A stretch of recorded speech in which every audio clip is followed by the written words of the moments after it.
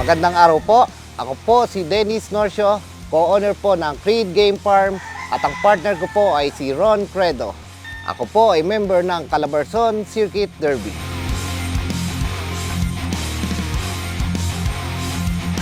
Since po nung elementary pa lang po ako, grade 3, na-impluwensyahan po kami ng lolo namin. Kami po dalawa ni nandito ko na si Ron Credo. Sinasamahan po namin sila sa sabungan nung araw po hanggang sa nagtuloy-tuloy na po ako napahilig sa pagmamanok. Nag-start po kami nung last September po. Sinubukan po namin yung mga signature line namin katulad po ng Estel Baker Dome, Shorty Bollocks Gray po. Mga imported lines po yan. Tsaka meron po rin kami dito, pinaka-baseline po namin dito ay John Bishop Kelso from Nelson Uy and Bob Reason.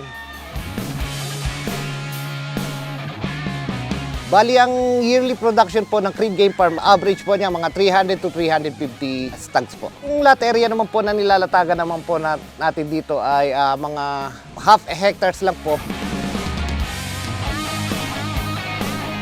Yung mga Shorty Bollocks Gray naman po namin, kaya namin nagustuhan. Pagdating po yung gameness po, masyado po silang masipag, meron silang angat, baba, at hindi nawawala po yung mga wave nila, yung mga ilag-ilag nila. Masyado po silang maingat pagdating sa ruweda.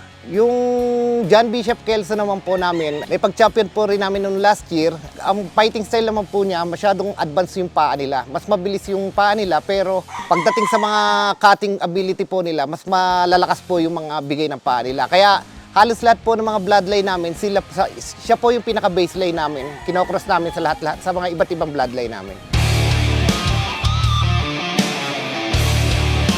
Yun po, isa po kaya nagustuhan namin sa makipaglaban o makipaglaro sa Calabarzon Circuit Derby. Kasi po nung una medyo nahirapan po kami pagdating ng mga labanan kasi magagaling po talaga mga manok sa Batangas, sa Laguna, at sa Quezon. Kaya po ako sumali sa Calabarzon Derby Circuit kasi po sinusubukan po namin yung mga bloodlines namin kung maganda po yung magiging scoring nila pagdating sa mga stag derby na susunod na taon.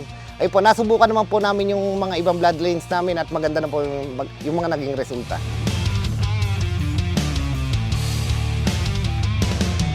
Kaya po kami lumabas sa Calabarzon Circuit kasi maganda po yung ginawa nila na kumuha sila ng magaling na screener po. Naging patas po yung mga laban natin kaya kahit medyo malayo po sa amin yung Agoncillo, Capitarina, dinadayo po talaga namin kasi parehas na parehas po ang laban dahil magaling po yung nakuha nila screener.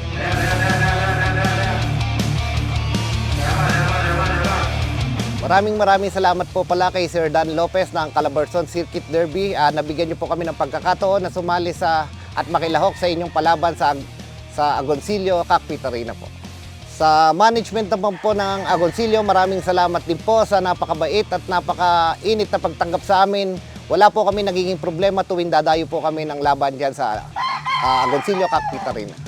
Para po sa may mga farm po dito sa Cavite. Isa po ako sa member ng Calabarzon Circuit Derby.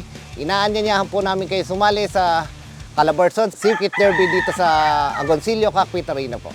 Para sa mga mananaya naman po natin dito sa Calabarzon Circuit Derby, i-enjoy lang po yung mga laban natin sa yung mga quality fights po natin kasi patas na patas po laban. Kaya nga, ito po nangyayari, kahit medyo natatalo ka, mas masaya ka pa rin kasi maganda mga nagiging laban natin dito sa Calabarzon Circuit Derby. Dito naman po sa Calabarzon Circuit Derby, maganda naman po yung nagiging benefits namin. Kasi meron po kami nakukuhang dividendo, day champ, at pinasukan po kami ng magagandang company tulad ng sponsor po tulad po ng Prime Feather, Salto, Bellman, and Easy Hatch Incubator po.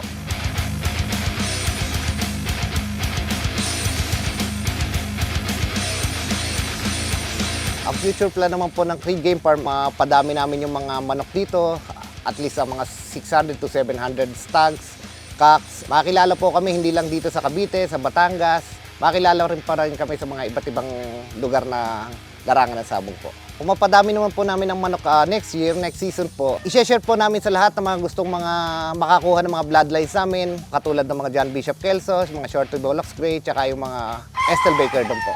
Para sa akin naman po, ang salitang sabong ay kasama na yung hanap buhay tsaka sports po.